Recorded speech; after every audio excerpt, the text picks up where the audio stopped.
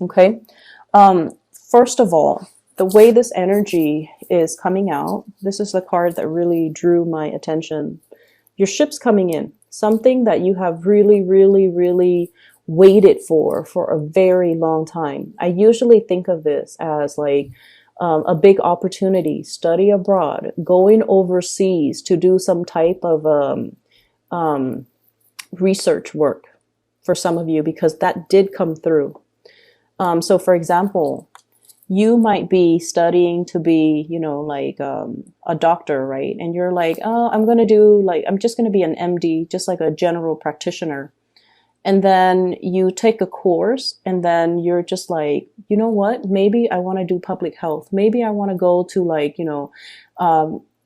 pandemic zones and study like cultures and do microbiology or do epidemiology and study the transmission of diseases. And maybe I need to go to more of a tropical area or go overseas to a place where access to medicine might be very, very scarce.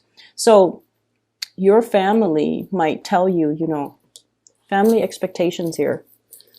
You're going to be a doctor. You're going to be like, either a general practitioner or you're going to be a surgeon, and you're going to work in these really posh, high-end, either private practice or in a very, very prestigious hospital.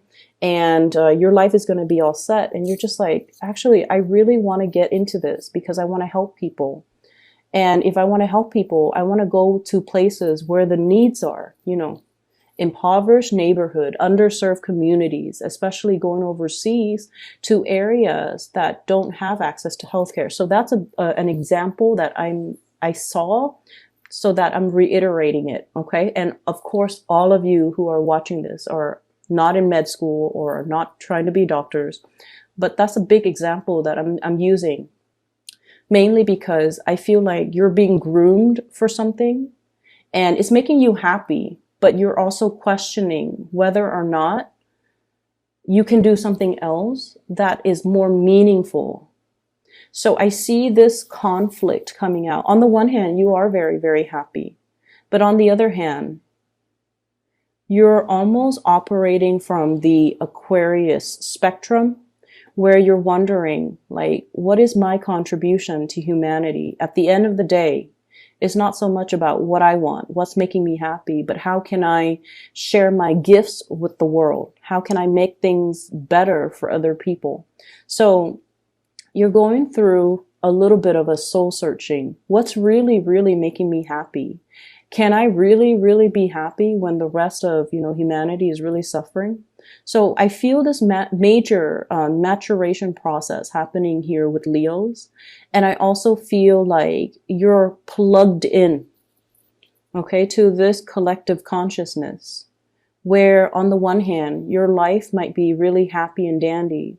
But on the other hand, if you see, poverty and homelessness and just people struggling to get by, there's an element about you where you want to share your resources in order to make life, even temporarily, because you're not naive, okay?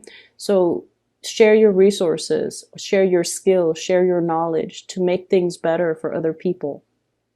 Some of you are rethinking like a major career path, rethinking. And I definitely feel like something from like a private arena to more of a public servant. That's what I'm feeling. So I feel like, for example, if you're a psychiatrist, if you're a doctor, you're thinking possibly going, packing up your bags from private practice. Even if you're a lawyer, private practice, going to be like a public defender or work in a more public environment where you're helping a lot of people.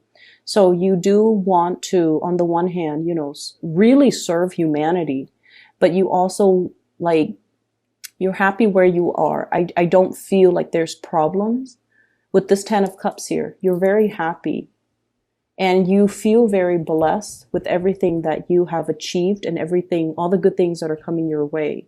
But on the other hand, it's almost like you can't really sleep at night if there are people struggling out there in the world. Okay. So that's what I'm sensing. The second image that came through for you, and it's really weird, and I don't know why. I'm not seeing people, but I'm seeing animals. And the animals have, human characteristics, like human behaviors. They look like animals, but and I don't know why my guides don't show it in terms of a scene with humans, but let me just relay the message. So there's this nest, it's in the tree, and there are three little birds that have hatched from these eggs, and the mother is there. So there's a nest in the tree, there are three little birds, and the mother bird, the female bird, is there as well, watching over her three kids. And then the dad bird comes back. He has like worms and grubs in his mouth, and then he feeds the kids.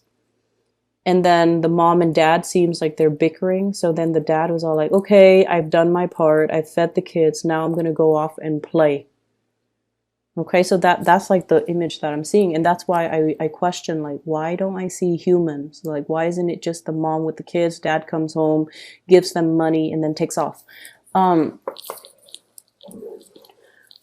So what I'm feeling here is a situation where two people potentially could be staying together because of obligation, okay? Because of expectations from other people, because they're trying to keep the family unit intact, because both of these people have specific roles that are assigned to them, okay?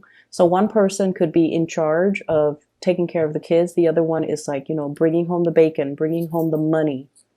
And I feel like there is even a concept with like power differential in the relationship, where the person that works or the person that earns money or the person that earns more money in the relationship feel like they control the relationship. So there's an element of control here that is very deeply rooted in this spread. And I feel like you're at a point in your life where you want to be on your own. You want to be self-sufficient. You want to not have to depend on other people. So, if someone is like helping you pay for tuition, for example, and they want you to only study certain things or, graduate with a certain major, I feel like you're starting to feel the pressure, or you're starting to feel that, there's strings attached in this union, or there are strings attached in this give and take. And I feel like someone is dangling something over you and constantly reminding you, I'm doing this for your own good, or I'm doing this, or, you owe me, or remember what I'm doing for you so that later on you don't forget me. So it's like very strings attached, it's very much conditional. Okay. You have to do this in order to get that. So things are very, very conditional. And I'm starting to feel like you're feeling the weight of it. You're feeling like there is no free lunch.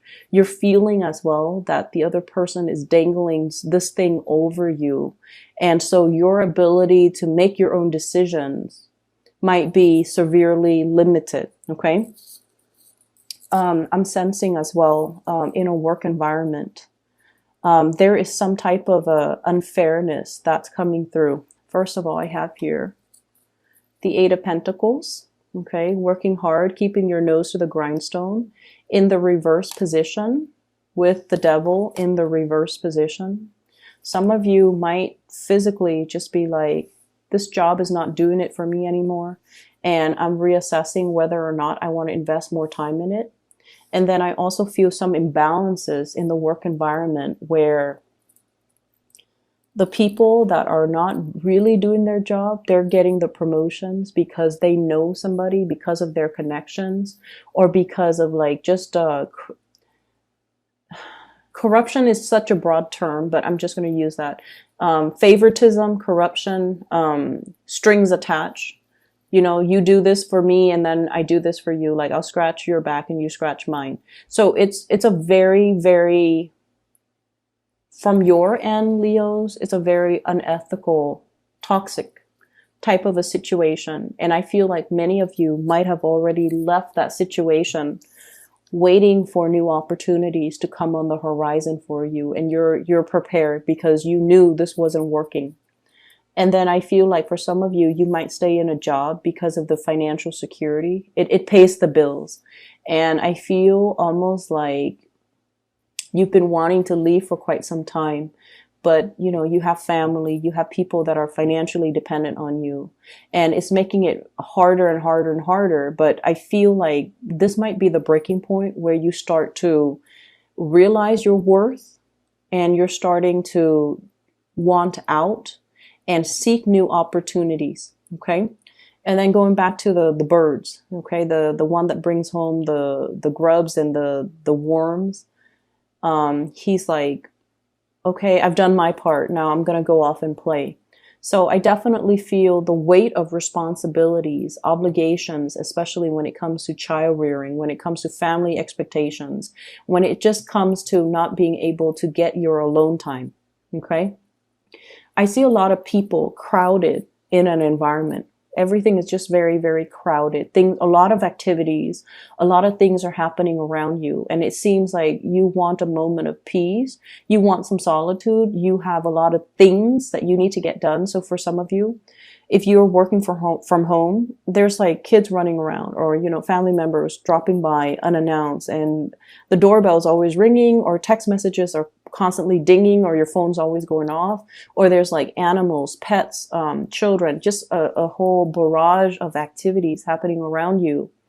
And take yourself to the library, take yourself somewhere else where you can get your work done. And then I also feel for others who are, in between jobs, who are trying to apply for a job, getting their resume together, looking for jobs online. And it's almost like the responsibilities that you have to contend with is delaying the job search process. Okay, so that's what I'm feeling. And so somebody once gave me like the best advice. And it is like the best advice I've ever heard. One of the best that I've ever heard. And he's a father of a friend. And he mentioned to her when she was looking for work, treat the job search as a full-time job. You wake up at 7, you get ready. At 8, you sit at your computer, or 7 to 8, you eat your breakfast or whatever. And then at 8 to 5 p.m., you sit at your computer and you look for work. You apply for it one after the other. You take your lunch break at 12, and then you stop doing the job search at 5. And he goes, and then the next day you repeat. So you treat the whole job searching process as if it's a full-time job. And once you get yourself in a pattern, once you are responsible, once you are diligent, and I feel like, that's when the serious jobs are going to be in the picture. Treat it like a full-time job. Okay? Be serious with it. And don't just bookmark it and let it sit. When something catches your fancy, apply for it right away. That way you can knock it down. And he also said, like, as well, create a quota for yourself. So for example, today I'm going to apply for 5 jobs. And then until you finish those, 5 jobs applications, that's when you call it a day. And then the next day, set a quota for yourself. But either way, we have to treat it like a full-time job. And so I see some of you're kind of like sitting at home, trying to do the job searches, or trying to fix your resume, or trying to apply for these job applications. And, it's not a fun process. And I see kids around you like, Mom, do you look at what I'm doing? Or Dad, look at what I'm doing. And so you're getting a lot of distractions. And so, block out some time, go to the library, go to a coffee shop with like internet, and try to take care of things from your end. And don't feel guilty that you kind of need to, be away from people. There's nothing wrong with that. You need to do what you need to do to take care of yourself first, and then, resume your life after. Okay. So that's what I'm feeling. And, I do see money being a little bit of an issue for many of you. So I have here the 8 of Pentacles. Whatever that was stably coming in is no longer coming in. And then we also have as well the Two of Pentacles. This is kind of like making ends meet, usually piecing together a few part-time jobs in order to get by, in order to make rent, in order to pay the bills at the end of the day. There's a lot of assistance coming through from family members and loved ones. I do sense that. But I feel like, while we're in this space, it's really, really, it can feel really disheartening. Okay. I do sense that. It can feel very disheartening. But they're really telling you not to cut corners and do things the right way. I have here the Wheel of Fortune. Things are going to come into the picture in divine timing. It's in the reverse right now. And so it requires a lot more discipline, a lot more diligence, and a lot more consistency from your end.